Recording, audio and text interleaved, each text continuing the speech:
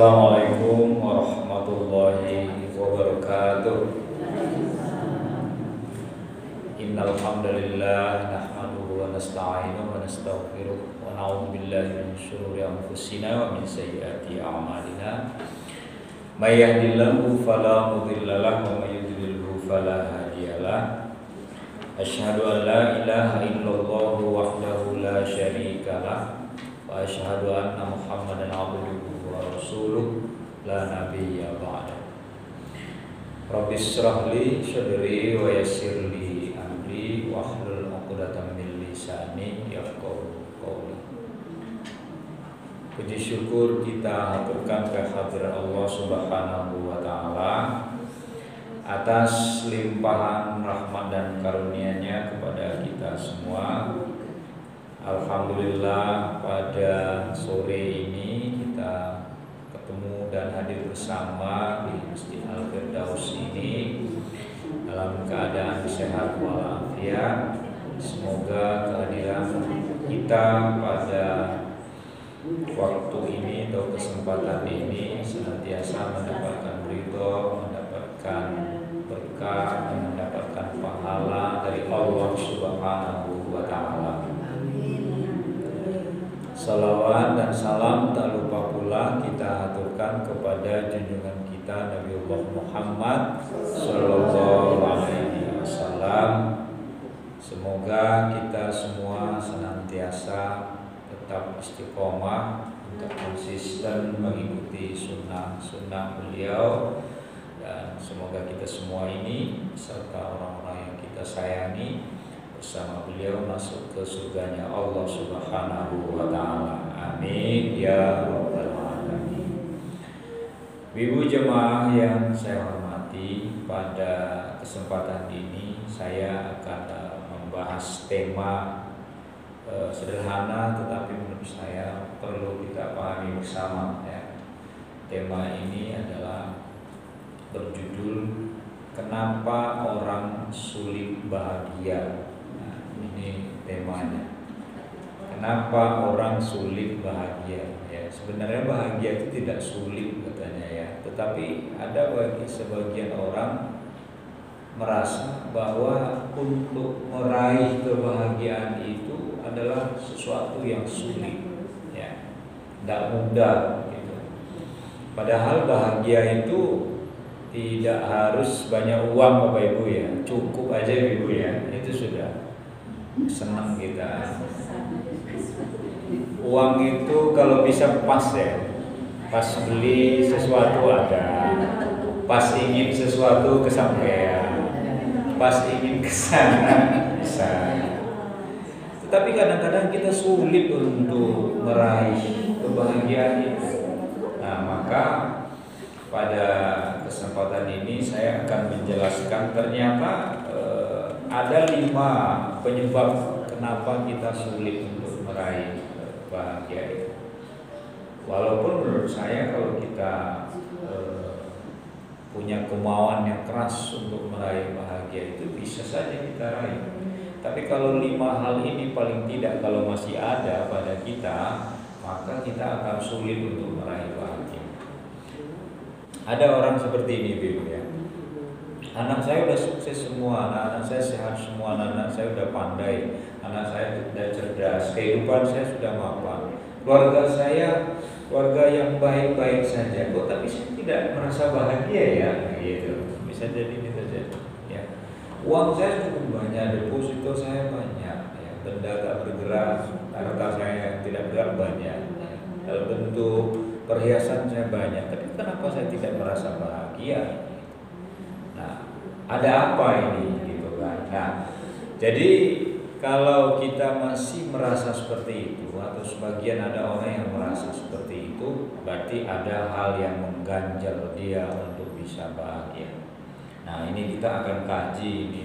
Saya memang selama ini mencoba membahas itu hal-hal yang memang berkaitan dengan kehidupan kita secara langsung gitu ya. Termasuk hal ini. Karena jangan sampai kita punya anggapan seperti ini. Saya mah nggak apa-apa, nggak bahagia di dunia, yang penting bahagia di akhirat. Itu kurang tepat ya. Ya, bahagia itu kedua-duanya ya. bahagia di dunia, bahagia di akhirat. Ibu-ibu pernah dengar nggak kalau pernyataan atau testimoni orang-orang yang menyediakan dirinya untuk bom bunuh diri itu, ya, yang biasanya kita mendengar istilahnya di media itu pengantin gitu ya. Katanya nanti nggak apa-apa dia tersakiti di dunia, menghancurkan dirinya dengan bom, meledakkan dirinya di depan yang orang yang dianggap musuh, karena baginya surga menantinya. Apakah seperti itu? Tentu saja tidak, ya. Kan bom bunuh diri kan suka terjadi kan ya. Di Indonesia juga dulu suka terjadi kan. Sekarang udah jarang kita dengar ya. Itu tidak betul itu, ya. Wong doa kita jelas kok. Rabbana atina fid dunya hasanah wa fil akhirati hasanah. Ya Allah, datangkanlah kepada kami. Di dunia tuh hasanah, bahagia. Di akhirat juga bahagia. Tak hanya di akhirat. Kalau kita beranggapan di akhirat bahagia, itu kalau iya, kalau tidak gitu. Nah, jadi kita makanya harus berpikir menyeluruh bahwa kebahagiaan yang kita raih itu di dunia itu kita dapatkan, dan kita juga ingin di akhirat bahagia. Jadi kedua-duanya. Nah, karena itu kita akan menjelaskan, ya, saya akan menjelaskan apa yang menjadi pengganjal kebahagiaan kita. Karena begini Ibu ya, dalam Al-Qur'an itu Allah Subhanahu wa taala sudah menjelaskan dalam surat Yunus ayat 58 tentang bahagia. Ini Allah sudah bicara ini dalam surat Yunus ayat 58. Kata Allah, Bismillahirrahmanirrahim. Qul bi fadlillahi wa bi rahmatihi fabidzalika falyafrahu huwa khairum mimma yajma'un. Apa kata Allah? Katakanlah, dengan karunia Allah dan rahmatnya hendaklah dengan itu mereka bergembira. Ini kata Allah ya. Jadi hendaklah kita tuh bergembira dengan rahmat Allah, kita bergembira dengan karunia Allah. Karunia itu salah satunya apa Bapak Ibu? Rezeki, badan sehat, umur panjang, hati senang, hidup enak. Itu karunia ya. Baik, kita selalu berdoa, ya Allah karuniakanlah saya rezeki yang melimpah. Boleh kita berdoa gitu. Jadi mintanya enggak berilah rezeki yang cukup panda atau begini. Berilah rezeki yang melimpah, boleh. Ya kita berdoa seperti itu. Berilah saya rezeki yang banyak tuh boleh. Ya. Tapi kita meminta rezeki yang banyak itu tentu saja rizqan halalan thayyiban, ya, rezeki yang halal juga baik, ya. Halal kita dapatkan dengan cara yang baik. Halal itu yang kita makan itu tidak ada mengandung yang haram. Sementara thayyib itu baik untuk tubuh kita. Oh, saya mah makan apa aja boleh. Orang katanya takut makan durian, katanya, oh tidak apa-apa, berarti itu baik buat tubuh kita. Tapi bagi sebagian orang, kalau makan durian, puyeng gitu. Kalau agak banyak dikit, nggak sampai mendem ya, nggak sampai mabuk, puyeng. Ya, ada orang, saya mah nggak bisa makannya kecut-kecut, karena saya bisa asam lambung gitu ya. Makan jeruk nggak berani gitu kan. Jadi apalagi yang kecut-kecut, yang pahit misalnya kayak yang sepet-sepet ya nggak berani, salah nggak berani gitu. Jadi baik itu baik tubuh kita, ya, dan masing-masing makanan itu baik bagi kita belum tentu baik bagi orang lain. Ibu di sini ada yang pernah makan pepeda nggak? Pepeda itu makanan khas orang Papua dan Maluku. Saya punya teman pensiun ya, namanya Pak Basir. Beliau itu makan pepeda itu seneng banget gitu loh, doyan banget. Kita coba, kalian kalau ingin makanan tempat saya, ayo kita makan di pepeda ini, ya, makan dari pepeda. Iya, karena kayak makan lem. Ya, jadi saya bilang ini baik bagi orang yang doyan, orang yang udah biasa. Bagi kita di Jawa tidak biasa, yang di luar sana itu gitu ya. Jadi tidak semua orang kadang-kadang merasa itu nikmat ya.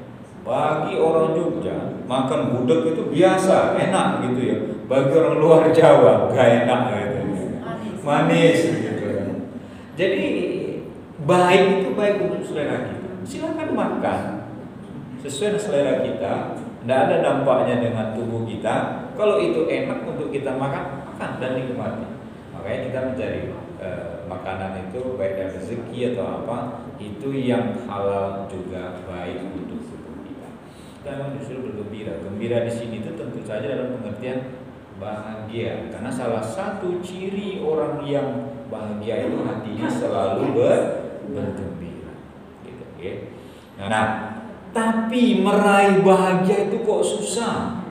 Tapi kok ada jalan terjal menuju kebahagiaan itu. Kenapa? Nah, ini kita bahas satu persatu ini penyebab kita sulit meraih bahagia. Yang pertama adalah masih menyimpan sesuatu yang mestinya dibuang. Nah, apa ini ya? Jadi kita sulit bahagia bila kita menyimpan sesuatu yang mestinya itu kita buang jauh-jauh. Apa itu Ibu? Contohnya, kita misalnya memiliki kebiasaan terlalu kaku. Hidup kita itu kaku. Jadi bergaul dengan orang ya, kita tidak bisa ya, saklek kita itu. Kemudian kalau berbicara dengan orang itu tidak bisa kita itu lembut, tetapi kita dengan kasar ya. Berperilaku pun kita tidak bisa dengan berperilaku yang halus, tapi kaku, keras gitu. Nah, ini harus kita buang jauh-jauh. Berperilakulah kita dengan lemah lembut dengan siapa? Kita bisa Ibu ya berikan sesuatu. Boleh minta gak? Boleh, itu halus ya. Hanya dari intonasi udah tahu. Boleh minta gak? Boleh. Bentar gitu kan. Ya. Ada yang kasar tadi. Minta dong saya dibantu, kan kita suka teman-teman nyoh. Walaupun ngomongnya nyoh itu kan kurang halus Ibu ya. Tapi kita enak. Tapi kalau nyoh begitu. Gimana Ibu? Beda ya. Jadi ada yang kaku dari mulut kita itu. Kita nggak bisa luas, kita nggak bisa lembut, kita nggak bisa santun. Nah, yang seperti ini tuh nggak perlu disimpan ya. Jadi kalau kita sulit untuk meraih bahagia karena kita masih menyimpan sifat kaku. Kemudian kita masih menyimpan sifat keras kepala. Tahu keras kepala gue ya, ini bukan atau kayak watu ya, bukan kepala itu keras kayak batu, tapi nggak bisa menerima nasihat orang, ya, nggak bisa menerima masukan. Ibu dinasihati oleh bapak nggak tahu terima, malah bapak sok tahu, ibu lebih tahu gitu. Itu namanya keras kepala. Kan kalau misalnya orang yang menerima pendapat, oh gitu ya pak, oh gitu ya mas, kita bisa dengan lembut, dengan apa namanya, dengan cara baik mengatakan. Tapi kalau kita misalnya dinasihati orang, kita nggak pernah nerima lagi. Kalau sok tahu, saya lebih tahu, udah ada ngarani, padahal saya lebih tahu dari dia. Itu namanya orang keras kepala, ya. Nah, kalau kita menyimpan ini dua sifat ini ya, jadi masih menyimpan sesuatu yang mestinya dibuat. Sifat keras kepala dan kaku dalam hidup kita, maka kita sulit untuk bahagia. Kalau kita lembut, kita misalnya berperilaku baik, kita biasa menerima nasihat orang, orang akan senang kepada kita. Kita gak dijauhi oleh orang, tapi orang akan berpikir dua kali mau bertemu dengan kita.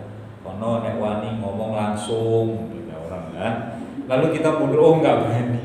Saya tidak mau sama itu keras kepala. Nanti saya malah ngomong baik-baik, kono malah nyaurnya nyentak nanti ngomongnya gitu, nyengak gitu kan.